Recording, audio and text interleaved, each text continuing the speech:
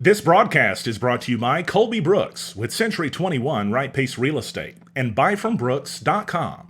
Let Colby Brooks handle all of your real estate needs. Thanks for joining us today on NEA Report. Our coronavirus coverage continues with another daily broadcast this afternoon as we're giving you the latest numbers from Arkansas. A little bit of good news, but possibly not as good as people may look at it and think, so we'll talk about that next. Also, our $1,000 checks coming in the mail soon. We'll tell you where our government is at on that, the president calling for it, some steps before we get there yet, and some new steps being taken at the Craighead County Jail. Also, an election status update for the runoff election. More news, as well as NEA Report, starts right now.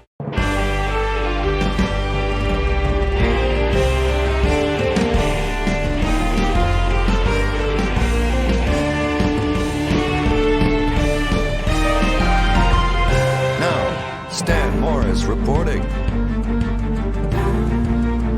Thank you all for joining us today on NEA Report. This is Stan Morris reporting live in Jonesboro. Our coronavirus coverage will continue. This is obviously the biggest news item affecting all of our lives right now in a way that we may be seeing financially pretty soon. We're also going to talk about some stuff with the election as well as a local jail that's making adjustments. But first, let's start tonight with the latest numbers in Arkansas. Confirmed cases are at 22. That's the number we told you yesterday. So good news, right? Well, maybe not as much as we're thinking. Now, it's obviously good that we don't have a larger number of confirmed cases. But the persons under investigation has gone from 14 yesterday to 41 today. Significantly more. 2 or 3 times more, obviously, easily. So that means more people have been tested, and the test results are right now being waited on because those take several days. Persons under investigation, 41. People being monitored for an increased possibility of risk, that's at 310. Now, the past negative PUIs, people or persons under investigation, that has been 197. What that number means, basically, people that have been tested previously that it was then found to be a negative on. The number at 22 right now, it seems to be a good bit of news, right? And it is. In just the most basic sense. But there's something to consider as well, because if you look at social media, if you look at comments from people, and beyond that, several of the communications I've received from people that are being tested right now in NEA, or others that think they should be tested, the first thing you'll find out is there are not a lot of tests available out there. There is a shortage in the amount of tests that are available, and the amount of tests that are being administered. That's a supply problem, but it's one that has to be addressed before we can look at these numbers and feel comfort in knowing they're not going up. Take a look at the comments at the NEA Report news group today, and you will see people were flat out saying we wanted tests, we needed tests, we could not get them. Some people saying they were laughed at. There's people not taking this seriously still yet, but as the days progress, more and more are coming to the realization that this is a world-changing event. And if we work hard at this together, it won't change the world too much. But that's a big if. And it's especially a big if when we're facing a lot of cynicism still here at home. But let's talk about abroad for a second, because the entire United States could be affected by this. The president today asking for economic aid. Now, this has to be done by more than just the president of the United States, at least unless he does an executive order, in which we've not seen anybody do before. But right now, what's going to happen, it appears that the Senate is going to vote on the House relief bill that was passed already. But a larger bill is needed, according to Senate Leader Mitch McConnell. He just did a press conference within the last hour, and he discussed this.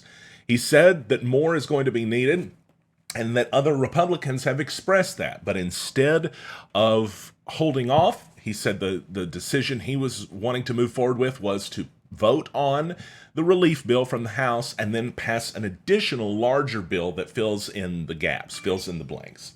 I want to point out, too, if you're thinking that you look at that $1,000 check, yeah, we're talking about being sent out to most Americans, basically Americans that make under $100,000 per person.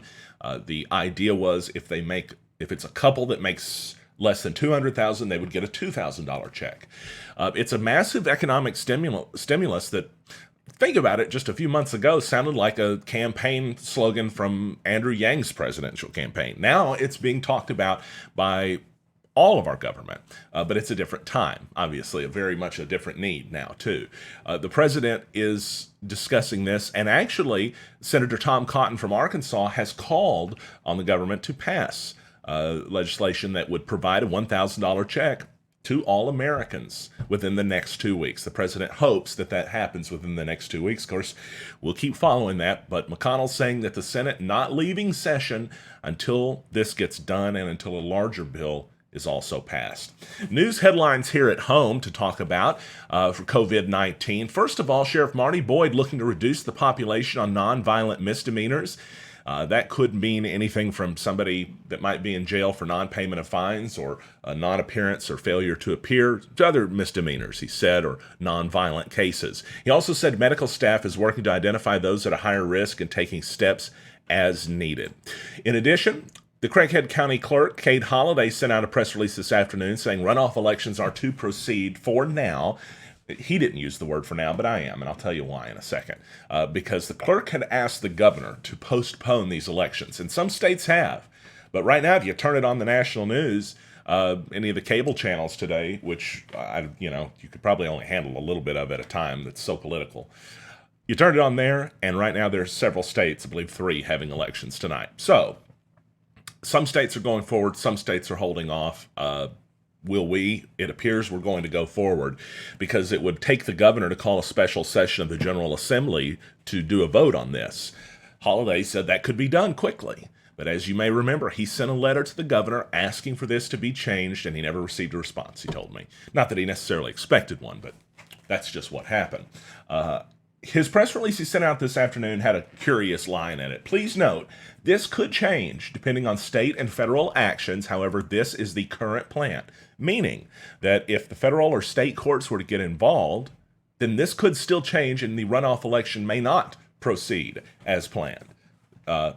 Wanted to mention also the dates on this. The early voting will take place March 24th through the 30th, each weekday from 8 a.m. until 5 p.m.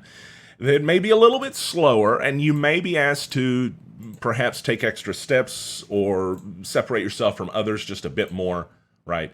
But we want to let you know that that's happening. Also, Election Day itself, March 31st, 7:30 a.m. to 7:30 p.m. But here's the big headline out of this.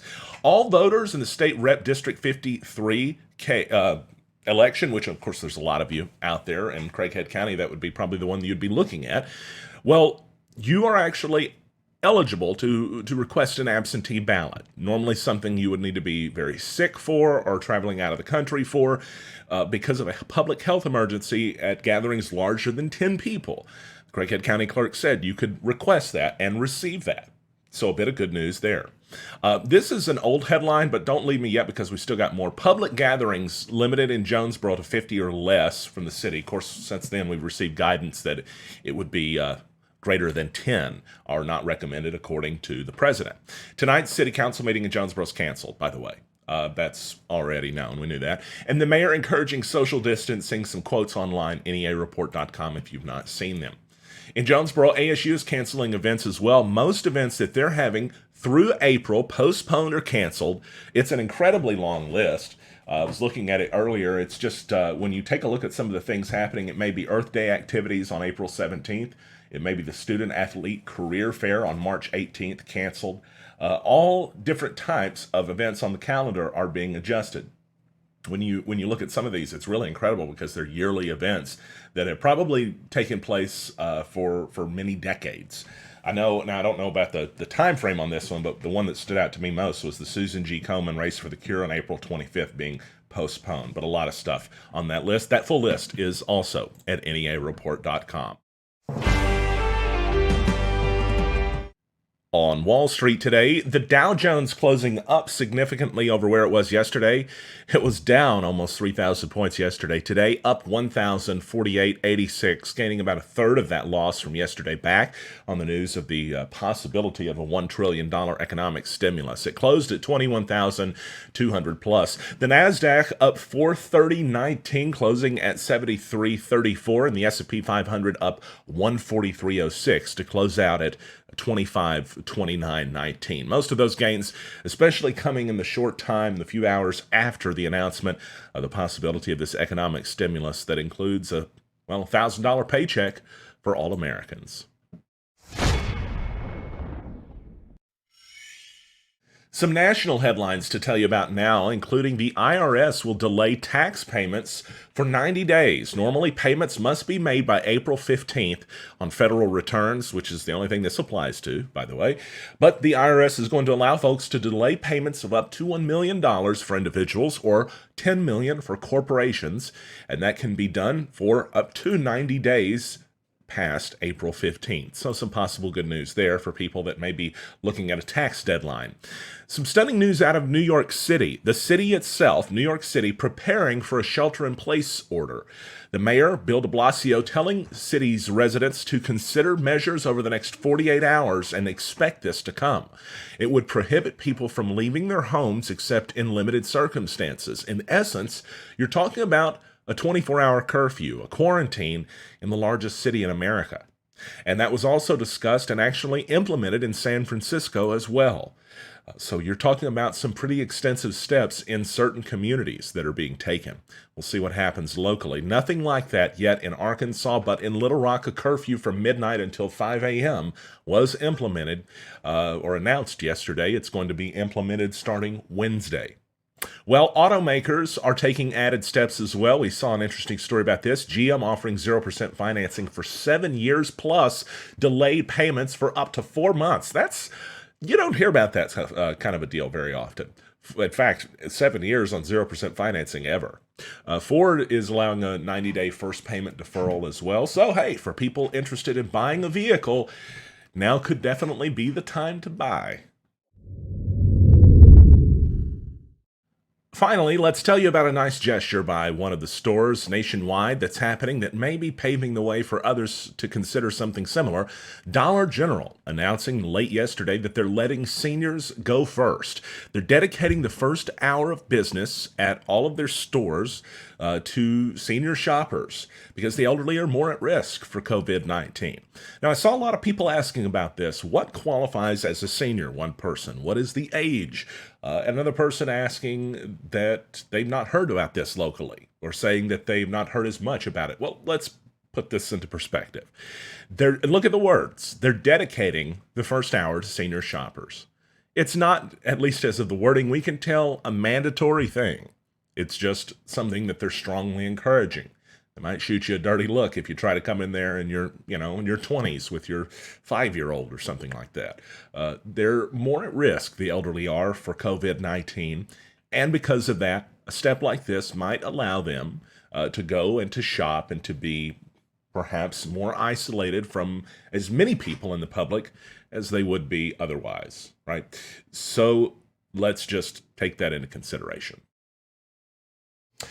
Some questions in chat that I thought I would get to here before we wrap things up in the live stream, because some good questions were being posed by people. They ask, what about those on disability and Social Security? Deborah did.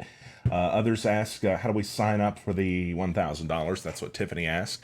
Great questions. Appreciate y'all for joining us and asking. So right now, the government has not passed this bill as of this moment. They have to pass it before those questions can be answered. But what was being discussed was every single American adult who earns less than $100,000 a year, couples less than $200,000 would get $2,000 versus $1,000.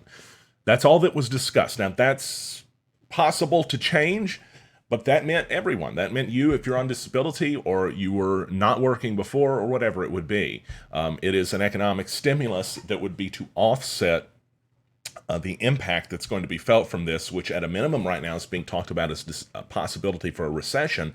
Saw some reports that even took it out even further than that. So there are questions that have to be answered as they pass the legislation. We will get those answers. But right now, as for what we know about it, the plan is, or the expectation is, for something to happen for everyone, as long as you're not a rich person, basically. Good questions. Appreciate that. And thank you all for joining us today on NEA Report. I didn't see anything else I meant to ask, or answer, rather, I should say. No, everything's good. So appreciate you for liking, sharing, subscribing. If you've not yet, maybe become a supporter, 99 cents, and you get extra stuff. Local news headlines in the morning, weekly show that we do at least once a week of a special guest, a media celebrity from Northeast Arkansas. I got a good one set up for this week. Should be a lot of fun. One person asked, Melinda asked, what about an 18-year-old who works but is still in school? Just one last question here I'll get to. He's an adult, and he presumably is going to file taxes as an adult, or whatever that process would be. Yeah, I mean, that he would qualify for that, presumably. Again, we got to wait to see what the actual legislation is and what it says. But they're saying adults that make less than $100,000. Adult would be an 18-year-old, even if that 18-year-old was still in high school, basically. I'm not sure on all of these things, but we will see what the government sends to the president's desk. We'll see if he signs it, as he obviously indicated he would, and then we'll know more. But good stuff. Appreciate everybody for asking questions. And thank you all for joining us on the NEA Report. Like, share, subscribe. All of that really does help us out a lot. We'll be back with breaking news as it breaks out. The expectation is for us to continue doing our show every day as this stuff continues. So be sure to have your live video updates set up so you can tune in. I'm Stan Morris reporting in Jonesboro, and you're up to date.